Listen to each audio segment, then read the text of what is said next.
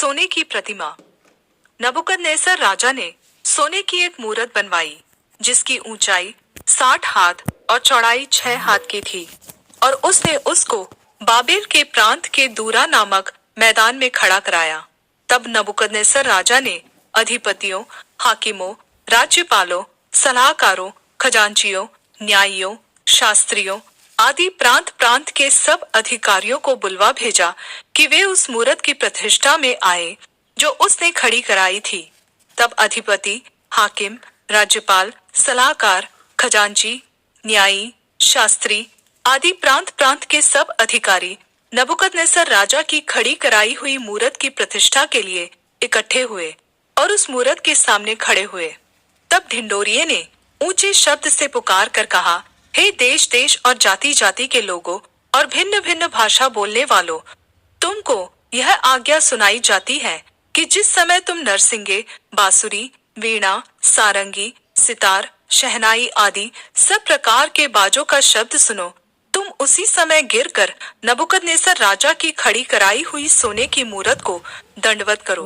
और जो कोई गिरकर दंडवत न करेगा वह उसी घड़ी धधकते हुए भट्टे के बीच में डाल दिया जाएगा। इस कारण उस समय जो ही सब जाति के लोगों को नरसिंगे, बांसुरी, वीणा, सारंगी, सितार, शहनाई आदि सब प्रकार के बाजों का शब्द सुन पड़ा, त्यों ही देश देश और जाति जाति के लोगों और भिन्न भिन्न भाषा बोलने वालों ने गिरकर उस सोने की मूरत को जो नबूकदनेस्सर राजा ने खड़ी कराई थी दंडवत की। दानियल के मित्रों द्वारा राजा का आज्ञा उल्लंघन। उसी समय कई एक कसदी पुरुष राजा के पास गए और कपट से यहूदियों की चुगली की। वे नबूकदनेस्सर राजा से कहने लगे, हे राजा, तू चिरंजीवी रहे। हे राजा, तूने तो यह आज्ञा दी है कि जो मनुष्य नरसिंगे, बांसुरी, वीणा, सारंगी, सितार, शहनाई आदि सब प्रकार के बाजों का शब्द सुने वह गिरकर उस सोने की मूरत को दंडवत करे, और जो कोई गिरकर दंडवत न करे वह धधकते हुए भट्टे के बीच में डाल दिया जाए। देख, शद्रक, मेशक और अबेदनगो नामक कुछ यहूदी पुरुष हैं जिन्हें तूने बाबेल के प्रांत के कार्य के ऊपर नियुक्त किया है। उन पुरुषों ने, हे राजा, तेरी आज्ञा की कुछ चिंता नहीं की। वे तेरे देवता की उपासना नहीं करते और जो सोने की मूरत तूने खड़ी कराई है उसको दंडवत नहीं करते। तब नबूकदनेस्सर ने रोष और जलजलाहट में आकर आज्ञा दी कि शद्रक, मेशक और अबेदनगो को लाओ। तब वे पुरुष राजा के सामने हाजिर किए गए।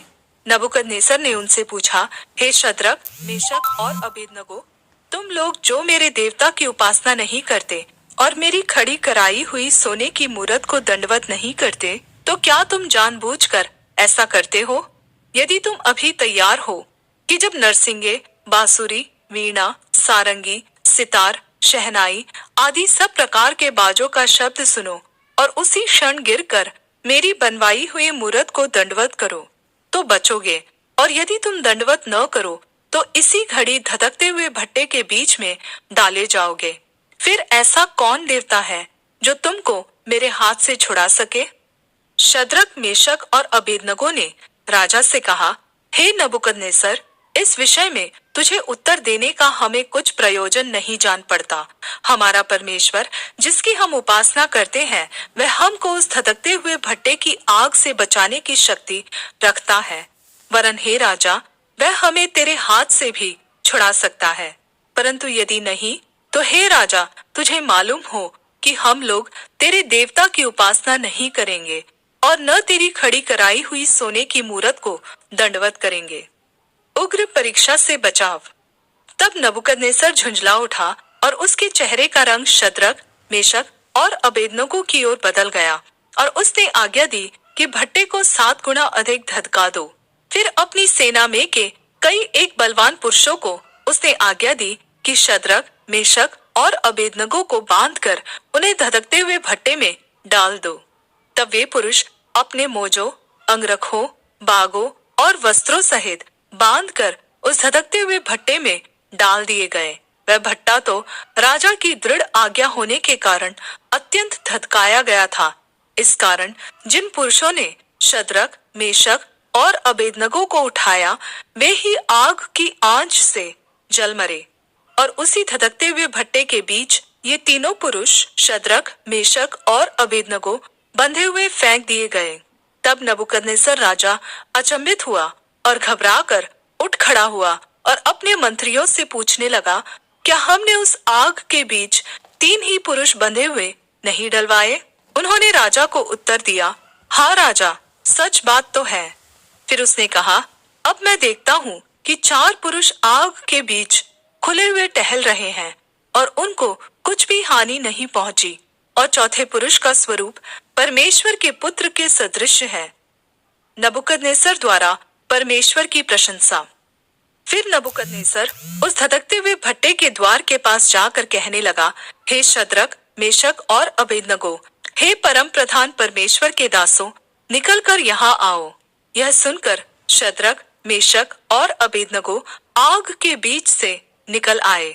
जब अधिपति, हाकिम, राज्यपाल और राजा के मंत्रियों ने जो इकट्ठे हुए थे उन पुरुषों की ओर देखा, तब उनकी देह में आग का कुछ भी प्रभाव नहीं पाया और उनके सिर का एक बाल भी न झुलसा, न उनके मोजे कुछ बिगड़े, न उनमें जलने की कुछ गंध पाई गई। नबूकदनेस्सर कहने लगा, धन्य है शद्रक, मेशक और अबेदनगो का परमेश्वर, जिसने अपना दूत भेजकर अपने इन दासों को इसलिए बचाया क्योंकि इन्होंने राजा की आज्ञा न मानकर उसी पर भरोसा रखा और यह सोचकर अपना शरीर भी अर्पण किया कि हम अपने परमेश्वर को छोड़ किसी देवता की उपासना या दंडवत न करेंगे। इसलिए अब मैं यह आज्ञा देता हूँ कि देश देश और जाति जाति के लोगों और भिन्न भिन्न भाषा बोलने वालों में से जो कोई शद्रक, मेशक और अबेदनगो के परमेश्वर की कुछ निंदा करेगा, वह टुकड़े टुकड़े किया जाएगा और उसका घर घूरा बनाया जाएगा, क्योंकि ऐसा कोई और देवता नहीं जो इस रीति से बचा सके। तब राजा ने बाबेल के प्रांत में शद्रक, मेशक, अबेदनगो का पद और ऊंचा किया।